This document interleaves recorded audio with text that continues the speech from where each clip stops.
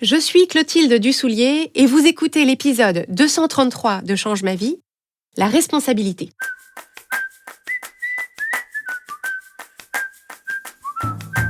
Bienvenue sur Change ma vie, outils pour l'esprit.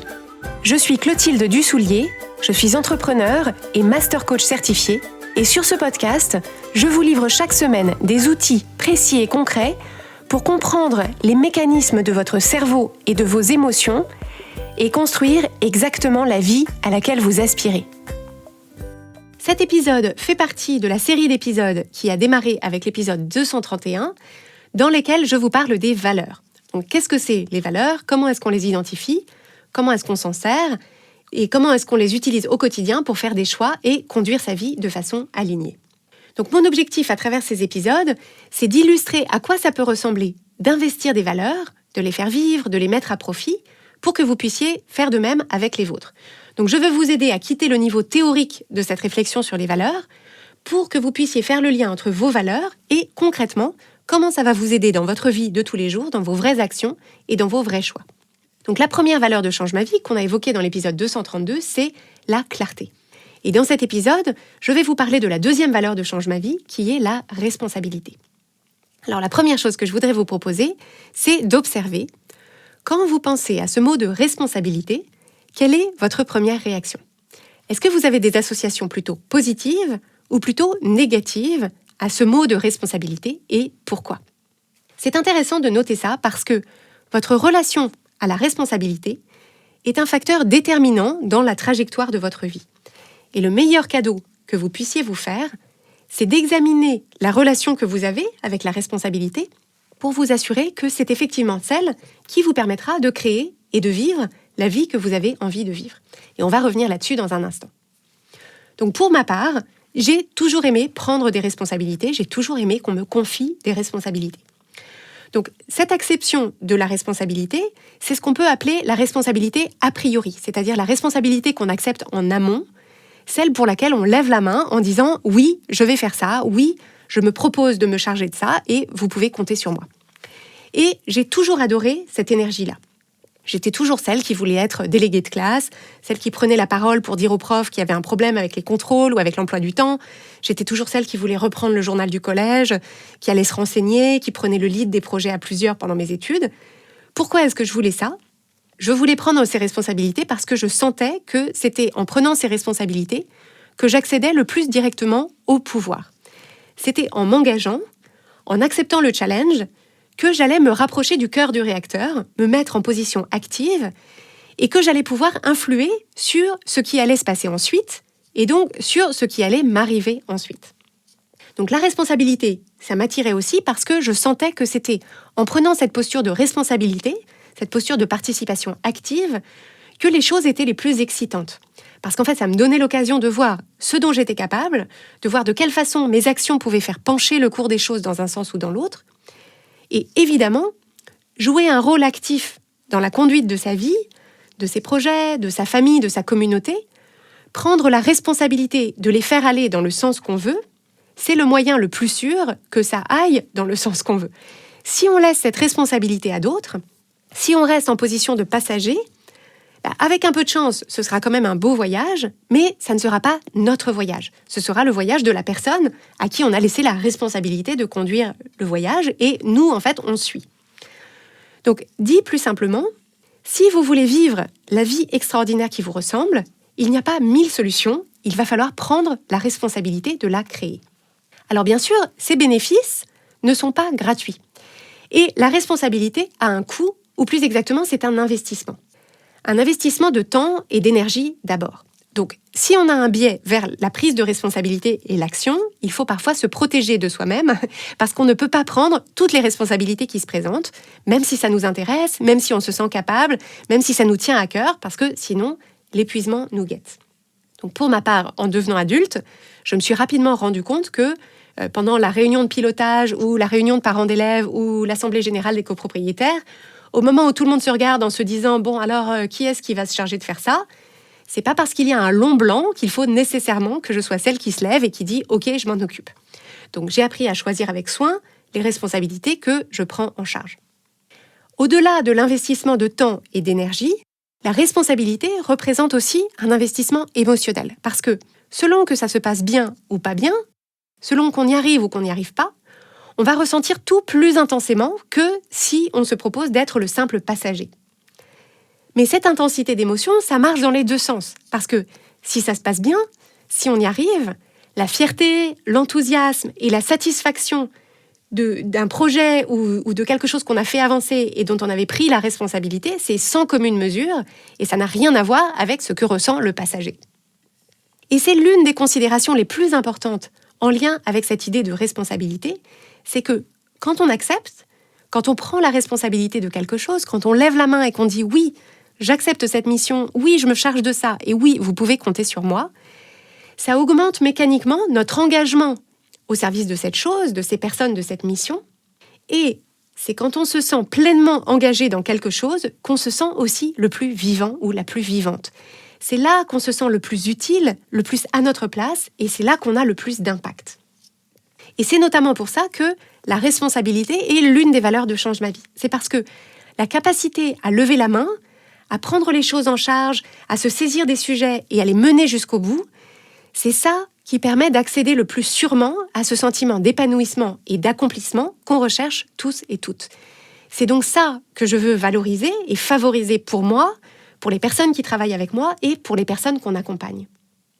Et c'est aussi cette valeur de responsabilité qui permet à notre équipe de fonctionner de la façon la plus fluide et la plus énergisante. Parce qu'au lieu d'être un énorme paquebot piloté par une personne, donc un paquebot lourd et difficile à manœuvrer, ça permet d'être une flotte de hors-bord qui avancent ensemble, qui sont agiles et rapides, avec chacun un pilote ou une pilote qui se sent complètement en charge de son embarcation, qui sait parfaitement quelle doit être sa trajectoire et qui en prend l'entière responsabilité. Et ça, l'élan que ça crée pour l'équipe, l'élan que ça crée dans nos projets est incomparable. Et c'est cette valeur de responsabilité qu'on transmet aussi aux personnes qu'on accompagne et qui leur donne tellement d'élan dans leur démarche et dans leurs projets. Notre programme de coaching a pour objectif de vous aider à créer la vie extraordinaire qui vous ressemble.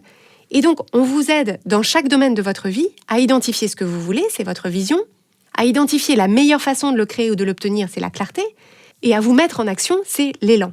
Et votre vision, votre clarté et votre élan, vous ne pouvez les développer et les soutenir que si vous en prenez la responsabilité. Votre vision, votre clarté et votre élan, personne ne peut les développer à votre place. Et dans votre parcours de héros ou d'héroïne, la toute première décision qui vous met en marche, c'est de prendre la responsabilité de votre quête.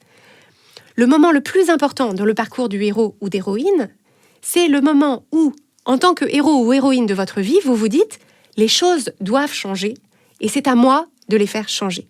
Et ce qui permet au héros ou à l'héroïne d'arriver au bout de sa quête, c'est-à-dire ce qui va vous permettre d'obtenir ce que vous voulez, c'est de ne jamais déléguer cette responsabilité à quelqu'un d'autre.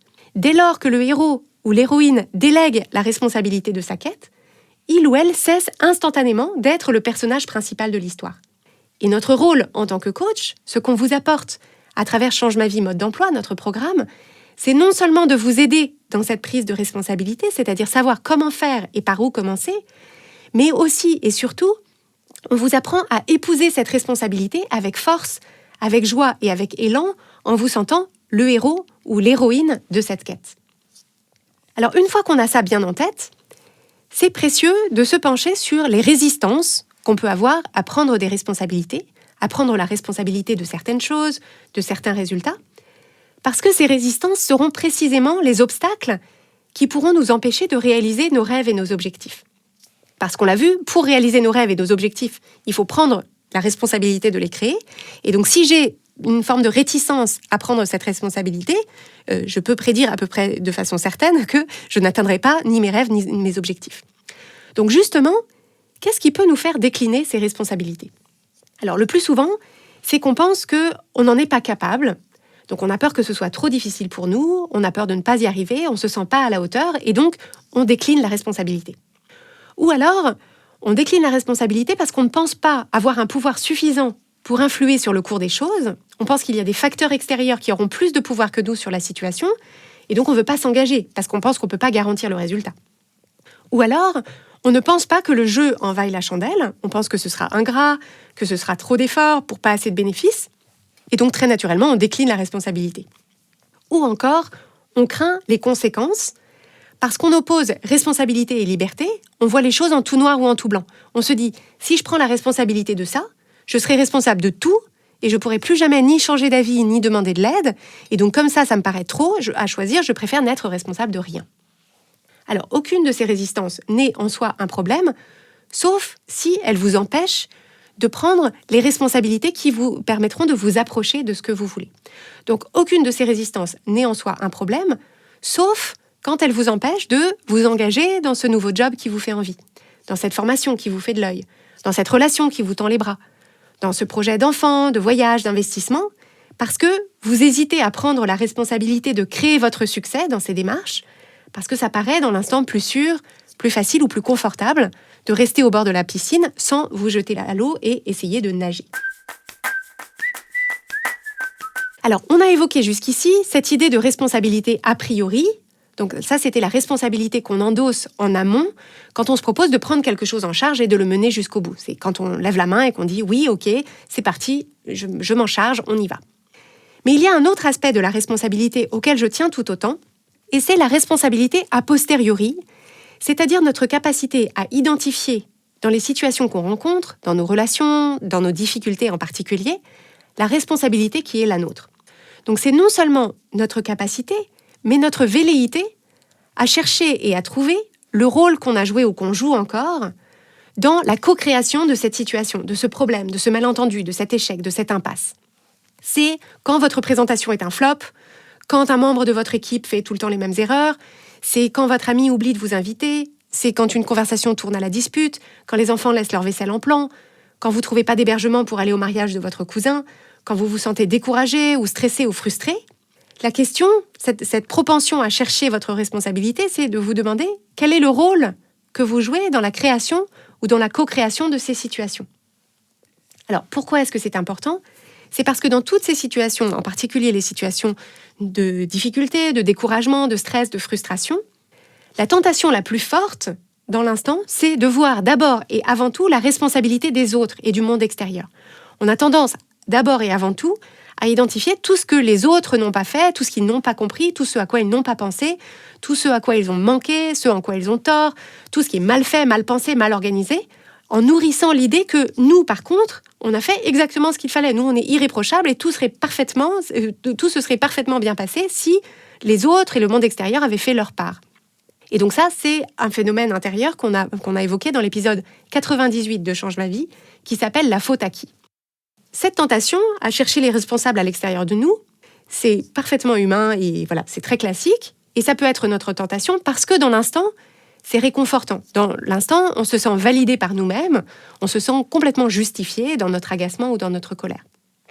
Et c'est notre tentation aussi parce qu'on a tendance à confondre la responsabilité et la culpabilité.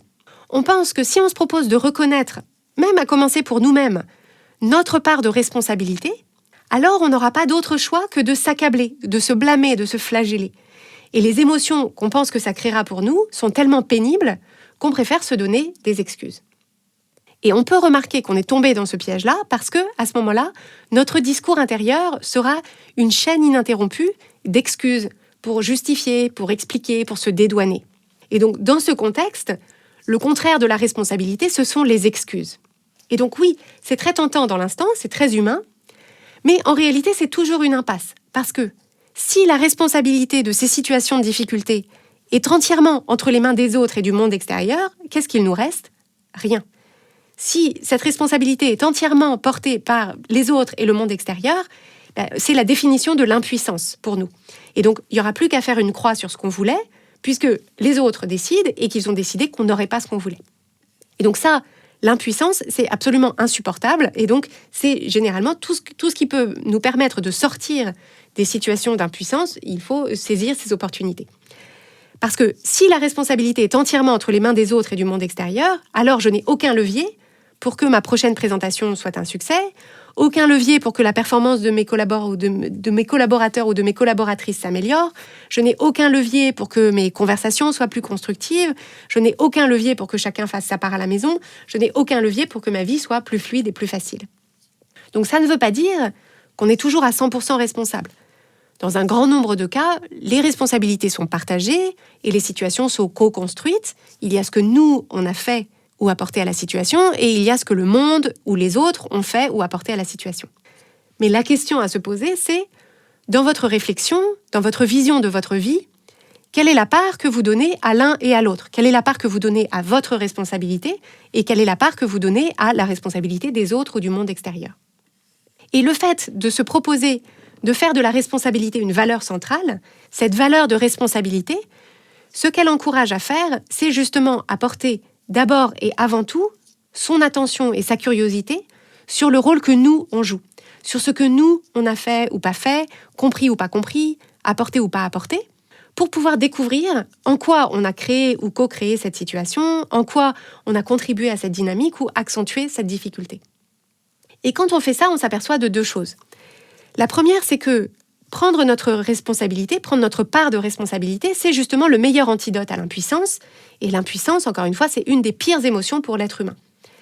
Si je vois ma part de responsabilité, qu'elle soit petite ou grande, elle contient les graines de mon pouvoir. C'est-à-dire que quand je prends ma part de responsabilité, quand je la vois, ça me pointe du doigt la solution que je vais pouvoir mettre en place de façon libre et indépendante pour pouvoir résoudre le problème ou l'empêcher à l'avenir.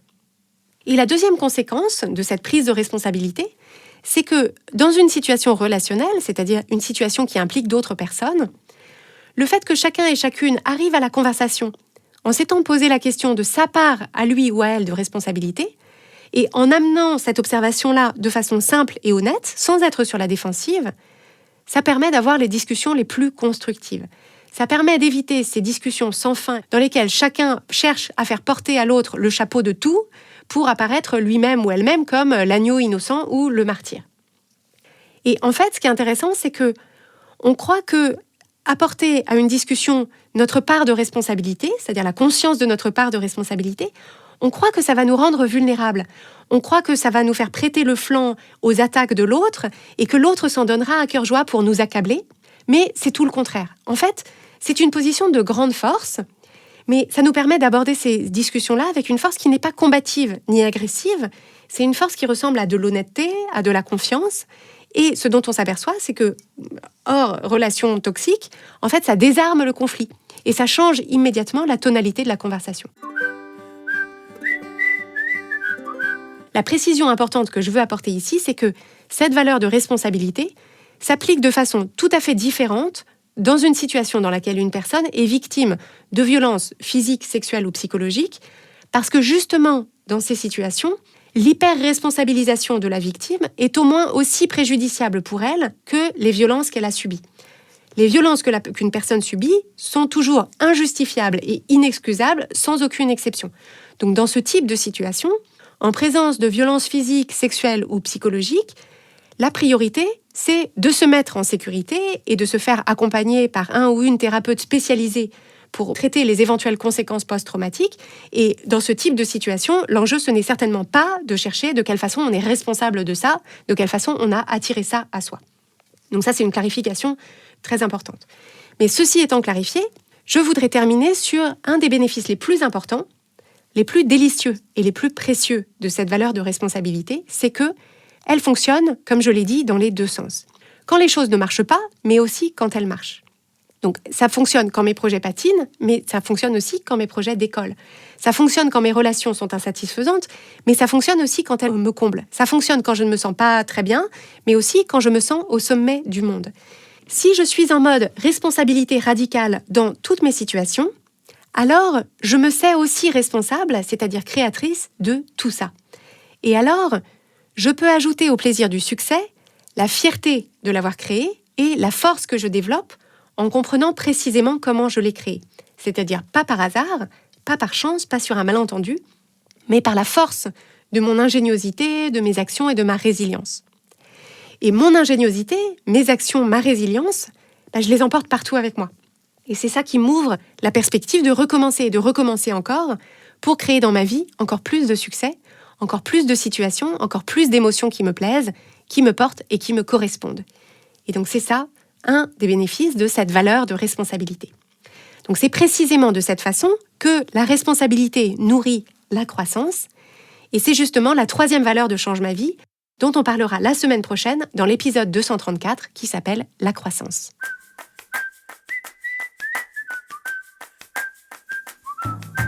Si vous aimez Change ma vie, vous allez adorer Change ma vie mode d'emploi. Change ma vie mode d'emploi, c'est le programme de coaching qui va vous donner des ailes pour atteindre tous vos objectifs de vie. Grâce à notre méthodologie unique, nous allons vous guider pas à pas pour développer la vision riche et vivante de ce que vous voulez. Nous allons vous aider à trouver la clarté sur la façon la plus simple et la plus directe de l'obtenir, et nous allons vous apprendre à soutenir votre élan tout du long en surmontant les obstacles avec confiance pour vous sentir avancer tous les jours vers la vie à laquelle vous aspirez. Si vous écoutez Change ma vie, c'est que vous savez que vous avez une vie extraordinaire à vivre. Une vie qui a du sens et un impact, et c'est notre mission et notre passion de vous y aider. Je vous donne donc rendez-vous dès aujourd'hui sur changemavie.com/coaching pour avoir toutes les informations.